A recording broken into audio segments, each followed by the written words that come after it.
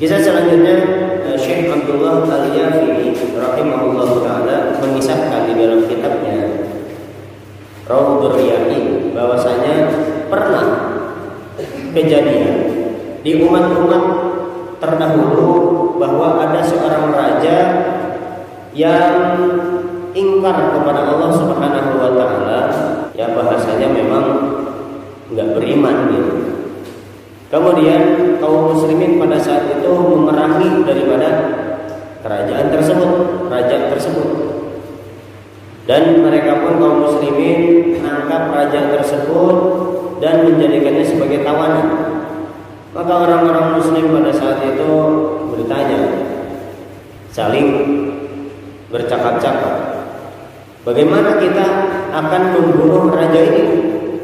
Akhirnya semua orang-orang di situ mengeluarkan usulannya sampai berkumpul usulan-usulan mereka bahwa raja ini harus dibuatkan satu panci besar, bejana besar supaya si raja ini masuk ke dalam panci tersebut. Kemudian setelah dibuat, raja tersebut dimasukkan ke dalam panci tersebut, kemudian dipanaskan di atas api, Pak. Ya, kalau kita mau direbus ya di atas air di wadah panci besar. Kemudian dan mereka kaum muslimin ini tidak membunuh raja tersebut, ya, sampai raja tersebut merasakan daripada rasanya disiksa itu seperti apa. Nah, ini pemikiran-pemikiran mereka, dan betul, ya, dan betul. Mereka melakukan itu. Kemudian raja tersebut mulai memanggil satu persatu Tuhan yang dia sembah. Ya, kalau bahasa zaman dulu mungkin ya. Zaman dulu tuh yang disebutkan, misalkan di zaman-zaman sahabat ada Lata, ada Uzza, ya, gitu. Kalau sekarang mungkin ada beberapa yang memiliki keyakinan kepada dewa, gitu. Raja tersebut menyebutkan satu persatu nama Tuhan yang dia sembah. Kemudian dia ngomong, ya fulan, wahai dewa fulan, sesungguhnya aku ini sudah menyembahmu sekian lama. Selamatkan aku dari keadaan ini. Ini yang disebutkan oleh raja tersebut. Ketika raja tersebut melihat bahwa Tuhan-Tuhan yang dia sembah ini tidak memberikan apa-apa, tidak menyelamatkan dia, maka raja tersebut mengangkat kepalanya ke langit sambil membaca La ilaha illallah. Dan raja tersebut setelah mengucapkan kalimat tersebut dan berdoa dengan ikhlas, akhirnya Allah Subhanahu wa taala menurunkan hujan, ya, menurunkan hujan yang sangat deras dari langit sehingga bisa memadamkan apinya. Kemudian Allah Subhanahu wa taala datangkan angin sampai angin tersebut meniup daripada panci yang ada raja tersebut di dalamnya. Kemudian panci tersebut muter-muter di langit, ya. Jadi terbang, di sini gambarannya. Dan raja tersebut semakin yakin, kemudian membaca La ilaha illallah. Kemudian raja tersebut dilemparkan, ya, setelah muter-muter di langit, kemudian dilemparkan kepada satu kaum yang kaum tersebut tidak menyembah Allah Subhanahu wa taala. Setelah sampai gitu, jatuh gitu di daerah kaum tersebut, raja tersebut masih mengucapkan la ilaha illallah, la ilaha illallah, la ilaha terus seperti itu. Nah, maka ketika raja tersebut sudah berada di bumi daripada kaum tersebut, maka orang-orang di situ mengeluarkan dia dan bertanya, apa yang menimpamu? Maka raja tersebut mengatakan, aku adalah raja di kaum si fulan di sana gitu. Maka urusan saya serta kabar saya seperti ini, seperti ini. Diceritakan secara detail oleh raja tersebut sampai mereka semua kaum yang ada di situ beriman kepada Allah Subhanahu wa taala. Yakin. Ini adalah di antara kisah-kisah pengalaman iman yang Allah Subhanahu wa taala berikan kepada orang-orang terdahulu, ya subhanallah. Sehingga yakin ya. Dikisahkan juga oleh Syekh Abu Zaid Al-Qurtubi. Beliau mengatakan, aku pernah mendengar di sebagian athar sahabat Nabi bahwasanya barang siapa yang membaca la ilaha illallah sebanyak 70.000 kali, maka kalimat tersebut akan menjadi penyelamat dia dari neraka, dari api neraka. Maka aku pernah mengamalkan hal tersebut demi mengharap keberkahan daripada janji tersebut. Ya. Maka aku pun pernah mengamalkan kepada keluargaku dan aku amalkan sebagai tabunganku di akhiratnya Allah Subhanahu wa taala. Kemudian pernah suatu waktu tinggal bersama kami, yaitu seorang anak muda yang anak muda tersebut diceritakan sudah mengalami kasyaf. Kasyaf itu Allah buka hijab dia dengan alam gaib ini sudah dibuka. Ini namanya orang kasyaf.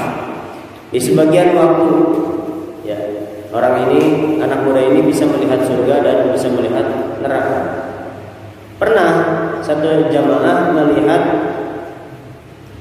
berpikiran bahwa anak ini karena masih muda mungkin aja diberikan kelebihan seperti itu. Kemudian di dalam hatiku, kata beliau, aku berbisik.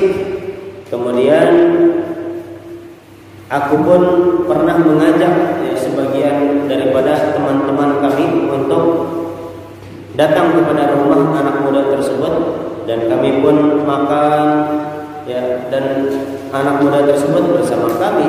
Tiba-tiba anak muda tersebut teriak kencang ya. Teriak kencang. Kemudian anak muda tersebut mengatakan, wahai paman, ibuku sedang disiksa di dalam neraka. Ya. Sampai anak muda tersebut teriak kencang ya.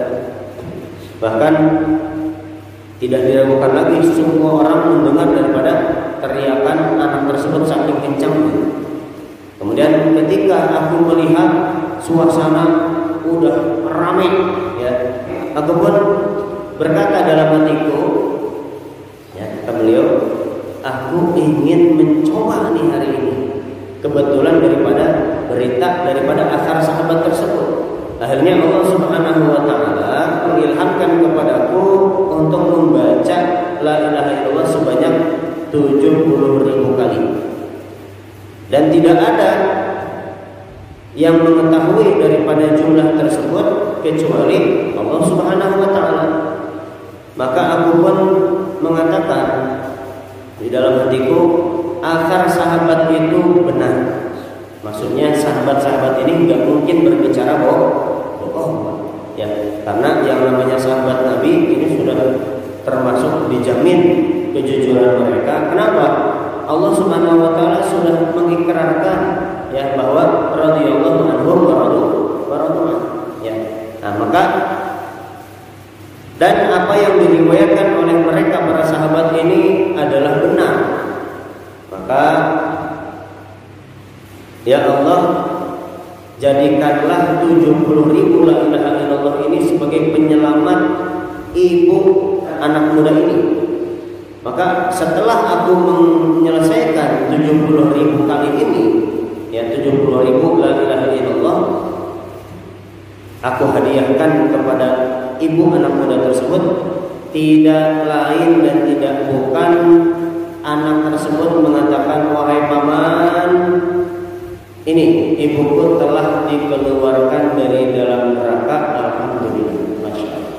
Ini Pak, ya, pengalaman-pengalaman iman yang dilakukan oleh orang-orang soleh pendahulu kita, sehingga sebagian ulama mengatakan untuk menguji keimanan kita tidak dilarang di dalam syariat kita ketika kita meminta pengalaman iman kepada Allah Subhanahu wa Ta'ala. Saya pernah menceritakan Pak, di pertemuan yang lalu, saya pernah ketika membaca hadis Nabi bahwa fil Fatihatil kitab syifa'un min kulli da'in, di dalam surat Al-Fatihah itu ada obat bagi segala penyakit. Saya pernah pakai, yang saya pakai dulu ketika di pesantren itu ada burung nabrak kaca, akhirnya mungkin puyeng gitu. Saya suruh terbang gitu, terbang nggak bisa gitu. Ya, nggak bisa. Akhirnya saya paksa, nggak bisa. Akhirnya saya bacain Al-Fatihah. Kalau nggak salah pada waktu itu 3 atau 7 kali. Setelah setiap kali saya baca Al-Fatihah, saya ulangi ke ketiaknya, gitu, sayapnya, gitu, kiri kanan, gitu. Kemudian saya udahin ke sekujur tubuhnya, kemudian saya usapin. Setelah itu saya bilang, ya Allah, ya, dengan keberkahan surat Al-Fatihah dan dengan kuasamu, Engkau kuasa menyembuhkan burung ini. Saya buka tangan, terbang sebenarnya. Itu kejadian pertama. Kejadian kedua saya lakuin juga. Ketika itu bapak saya punya kambing. Kalau orang Sunda tahu namanya kabobong. Kabobong itu keracunan makanan. Akhirnya apa? Kambing bapak sedang ada di kandang, kemudian lagi tergeletak. Itu kayak udah mau mati itu kambing. Ya. Kemudian bapak manggil saya. Oh, ini kambing kabobong mana ya? Mbak baca apa kayak itu amalan gitu. Akhirnya ya saya baca Al-Fatihah banyak. Ya, kemudian buat air ditiupin, kemudian sedikit berdoa, diminumin sebagian, dielus-elus ke perut, ya, ke leher gitu. Kambing tersebut paginya udah ngucapin baik lagi, udah berdiri tegak. Kejadian yang ketiga, saya pernah ketika belajar di Yaman itu kejadiannya sama guru gereja. Saya deketin, cuma acolok-acolokan doang gitu, yang di atas tanah acolok-acolokan saya deketin, lah kok nggak terbang-terbang gitu. Ternyata dia ada cacat gitu di badannya, ada cacat. Kalau nggak salah luka apa gitu. Saya lupa. Akhirnya saya tangkap, saya baca Al-Fatihah 7 kali, kemudian saya mudah-mudahin di balik sayapnya. Kemudian saya bilang, ya Allah, Engkau Maha benar. Ya, apa yang dirasakan oleh burung ini bohong. Akhirnya dengan izinmu, ya, dengan keberkahan surat Al-Fatihah, Engkau kuasa untuk menyembuhkan burung ini. Ketika saya pegang, kemudian saya tiupin. Setelah saya mudah-mudahin, kemudian saya buka tangan, terbang. Subhanallah. Ini pengalaman iman. Pengalaman iman ini penting buat kita, ya, karena memang di dalam syariat juga tidak dilarang, ya. La ilaha illallah. Ini diantara pengalaman-pengalaman iman. Subhanallah, mudah-mudahan menambah keyakinan serta keimanan kita kepada Allah Subhanahu wa Ta'ala bahwa perkara-perkara yang seperti ini memang mutlak semuanya adalah kuasa Allah Subhanahu